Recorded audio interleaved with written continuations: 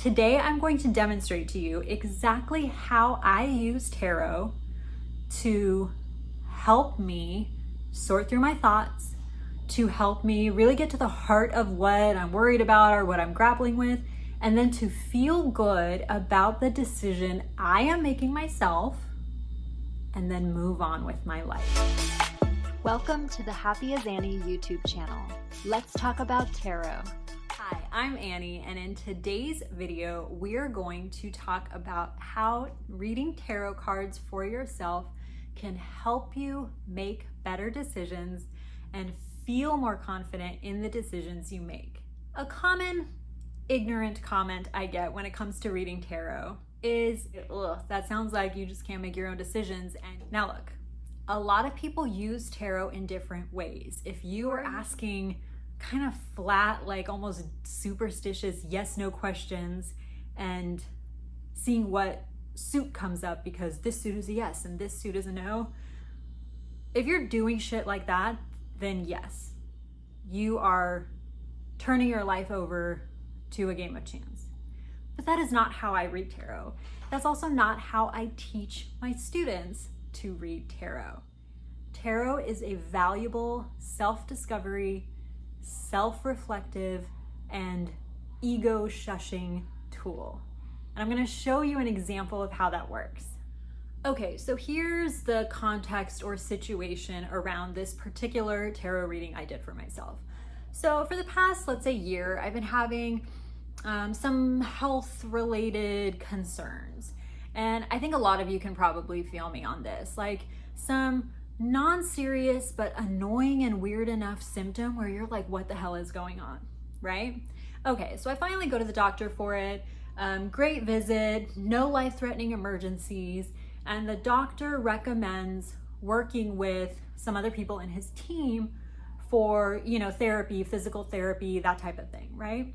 So the choice I had to make was, choice A was work with this specific doctor's team at the location I went to. They're great at what they do. I even talked to them on the phone and they were really good. You know, when you're like worried about stuff and they're just like so knowledgeable on the phone. I had really good vibes from them, okay? However, I wouldn't be able to start my treatment or whatever with them for another month or two because they were just like booked solid, right? And so I took the appointment, but I was like, ugh, oh my God, that's so long. Like, I kind of just want to get the show on the road, right? Another location in this same medical group had appointments much earlier. I could start next week or something like that, right? But I didn't know that team. Y'all, it might seem stupid, but I have a lot of anxiety over health-related shit. It was taking me forever. I didn't want to make the wrong decision. I didn't know what to do, and I was wasting so much of my workday on this. So here's what I did, and I'm gonna lay it out for you in a way that's like a step-by-step guide that you can use yourself when you are stuck and don't know how to make a decision. I think this is a really empowering, responsible way to consult your tarot cards and still be left in the driver's seat. Like that. At the end of the reading, you are still the one that has to decide what to do. And I think that's actually the most important, empowering part. So I'm gonna flip my camera to the table so you can see exactly what I asked, how I laid it out, and I'm just gonna talk you through my exact reading. All right, so here's how I do it. I think about my situation, I think about the problem I'm trying to solve, and the most important first step is to get clear on what your options are. For me, in this situation, it was, okay, option one was, you know what, take the appointment that's in a month and a half or 2 months because this was the team you met, this was the team you talked to, you feel good about working with them. Option B is to go to the other location. It's still part of the same reputable hospital group. It's just a different location. It's a little farther away, but they can see me as soon as next week and I can just start my weekly sessions or treatments or whatever, right? So get clear on the decision you're waffling between. Now here is the trick to not using tarot as a crutch.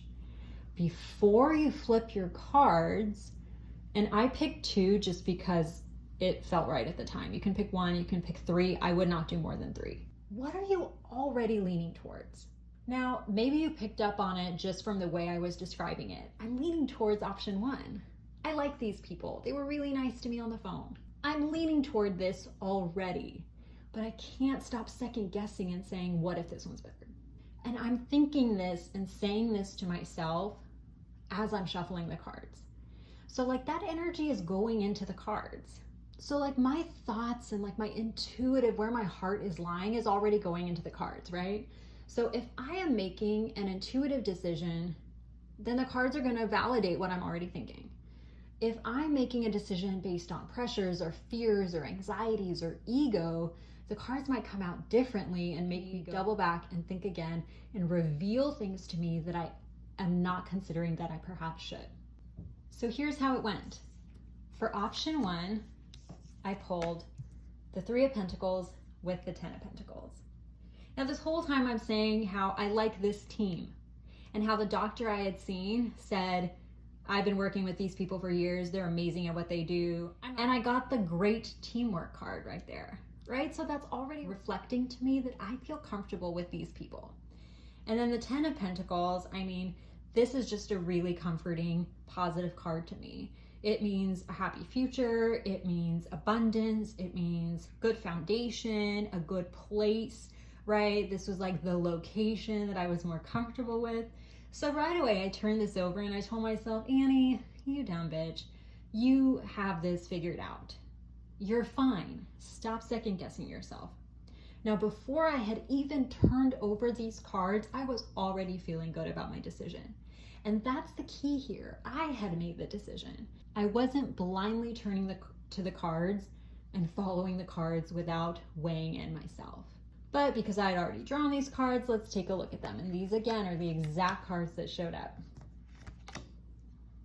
Right off the bat, not as great a vibe going on. But I didn't rush. I looked at it and said, okay, 6 of Swords. This is about sailing away to better times. This is about getting the help you need and about healing, right? And that's exactly what I want. And in fact, this card was funny to me because this option, remember, was the earlier appointment. And so this was like, oh, but this will get me there faster. However, this card is one of regret, one of, it might not be the greatest situation. You may be thinking, oh, I should have waited. I shouldn't have focused on this. I should have just waited. And so this just confirmed to me that, you know what, just wait for your appointment. Do what the doctor told you to do. Don't get all crazy and impatient and try to force things faster than what the universe is trying to do for you. And that's that, folks. Would you have interpreted this spread differently? Let me know in the comments below if you see something different.